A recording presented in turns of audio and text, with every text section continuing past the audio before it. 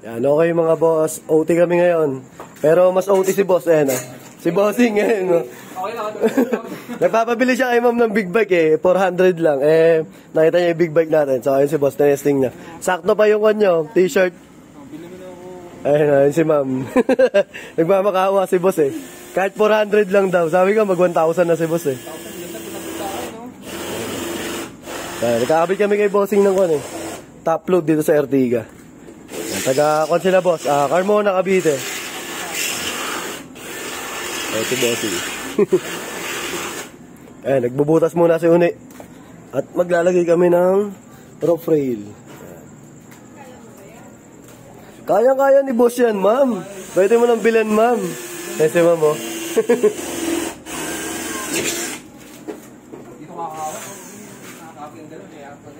Saka maganda kasi yan, ma'am, pag mga long ride.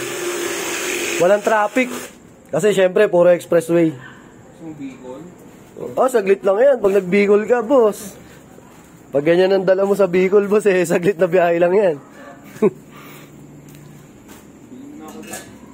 Bilhin mo na ako. Naman si bossing, naka-Herbal Life din si boss. Oh. Ayan, oh. Herbal Life. Nagdi-drill.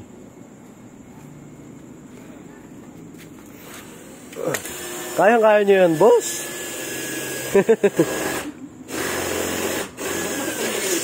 Boss? Yan sir, mga crash guard, tambucho, mga ilaw, yan, top box. Kasi minsan ginagamit ko din yan pag nagdi-deliver ako. Kunyari, mga dashcam, ilaw-ilaw lang.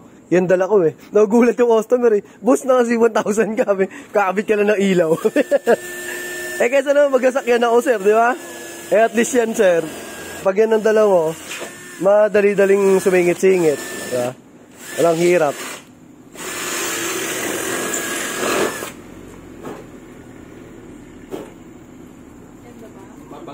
Bago dyan.